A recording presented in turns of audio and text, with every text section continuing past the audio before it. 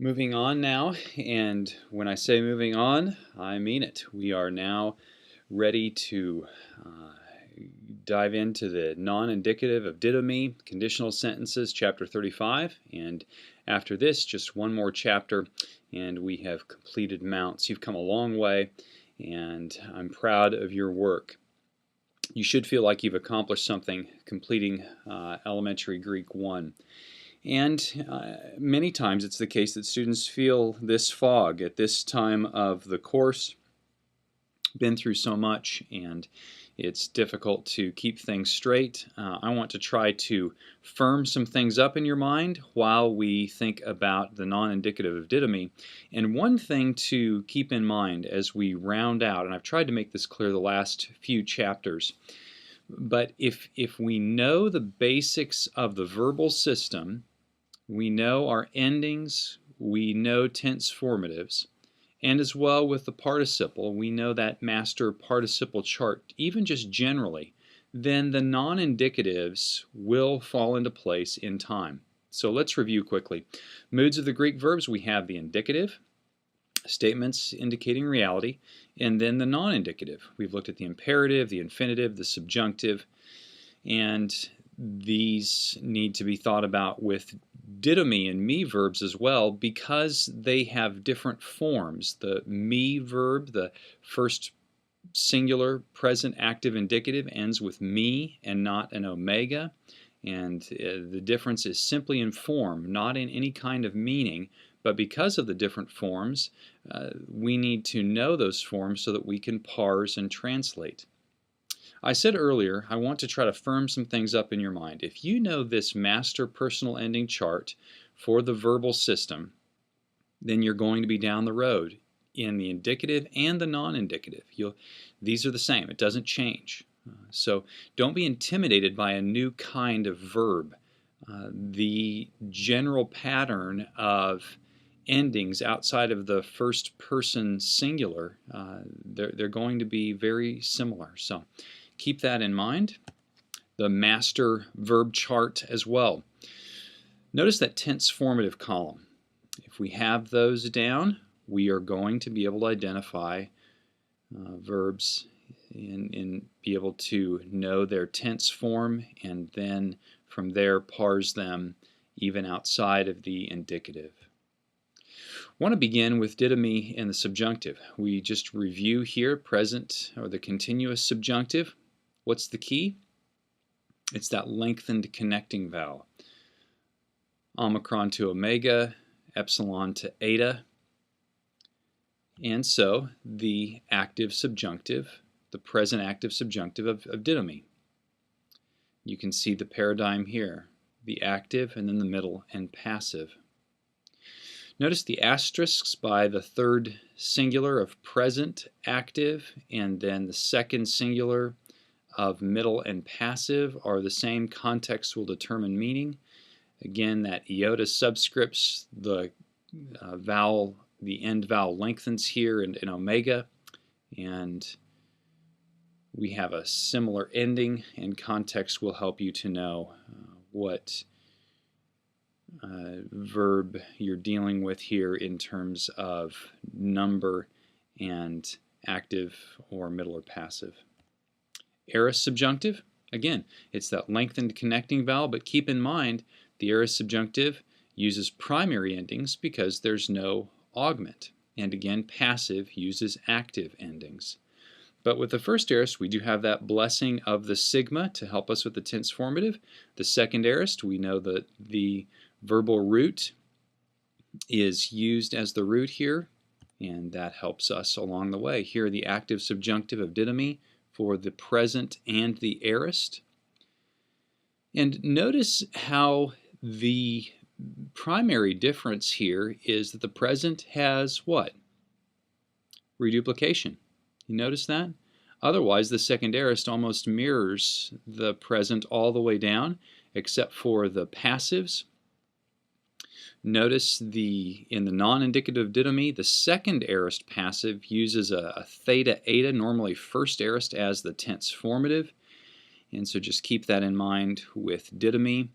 And this is an important point to make, and apologize if it hasn't been made earlier in the term. And mounts, frankly, this is one thing that could be made clearer in the indicative of first and second aorist verbs. There is no difference in terms of meaning between first and second aorist. And I know that Mount says this in that chapter in first and second aorist, and he notes this, but there's such an emphasis on exact parsing between first and second aorist that there's an implicit sort of idea that these two have some major distinction, and they don't. And in the non-indicative, this becomes apparent. And so be comforted in the sense that the real difference between tense forms comes not within a tense form, i.e. between first and second aorist, but between tense forms themselves, between present and aorist and imperfect and perfect and future and so forth. So no difference in meaning, only a difference in parsing. All that to say, theta eta or eta for the tense formative of first and second aorist. Don't get overly concerned about the distinction. Distinguish the second aorist from present, from perfect, from future. That's our main concern. So notice the pattern there of active subjunctive didomy. And then we think about the imperative. Again, review. Here's the imperative morpheme chart and the imperative of didomy. You can see the difference again between present and second aorist, but you can also see the similarities. What are the differences? Again, mainly that the present has reduplication and the second aorist does not. You notice again the non-indicative theta eta in the passive. Let's think about infinitives of didomy.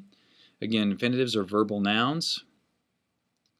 Finite verbals are limited by a direct object. Infinitives do not have a direct object. They're translated with the word to. The infinitive morpheme chart, again, just by way of review, going down the columns, ain, esthai, esthai, psi, sosthai, thenai, ain, esthai, ani, ni, sthai, sthai, and the infinitive of didomy. Again, we have present and second aorist here, and these are going to be the primary, the main tense formatives that didomy will occur in the New Testament. Again, theta, eta in the second aorist passive. The consistent pattern here between present and aorist, the present has reduplication, the aorist does not, and pretty similar otherwise. Master participle chart. We are going to think about the participle of didomy in just a moment, but once you have these main ideas down of the verb and the participle, again, the master verb chart, the primary and secondary endings, the master participle chart, we know tense formatives, and we know what those tense formatives look like with the connecting vowel and the various memory forms. Once we have that down, didomy will fall into place.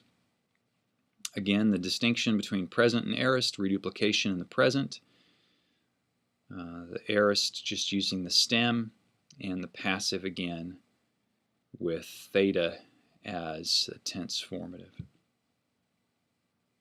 Conditional sentences.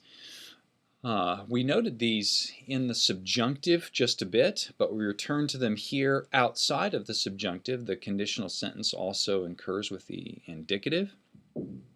Two classes that Mounts highlights, though there are four classes, and in second year Greek you'll get into these more acutely, but here we have just a general overview. First and second class both can have the conditional sentence, and a verb in the indicative. There are two portions to conditional sentences, the protasis and the apodosis. The first, the protasis, if, and in the first class it's assumed true for the sake of the argument with a view to understanding the apodosis, then. Conditional sentences occur, perhaps you've heard of them, in computer code language, if this, then this, or logic classes. Well, language, be it computer language, and especially in logic and philosophy, is dependent upon language, and we have that in translation and exegesis of texts and prose to get to ideas. And two classes here: something is assumed true for the sake of an argument, if this, then this. And notice 1 Corinthians 15:13. But if Christ is not raised, the if, de anastasis, nekron uk estin, ude Christos, egeritai. If Christ is not raised, or excuse me, if there is no resurrection, then Christ is not raised. If there is no resurrection, that's the protasis, and the apodosis, then Christ is not raised. Again, there's a general statement and then a class of that. Then Christ is not raised. That's the way 1 Corinthians 15 works. Verse 13 here logically. If this, then this. First class assumed true for the sake of the argument. Let's just assume that there is no resurrection. Well, if that's the case in the Corinthians thought and naturalism, then we have to say, even looking back in retrospect, then Christ is not raised.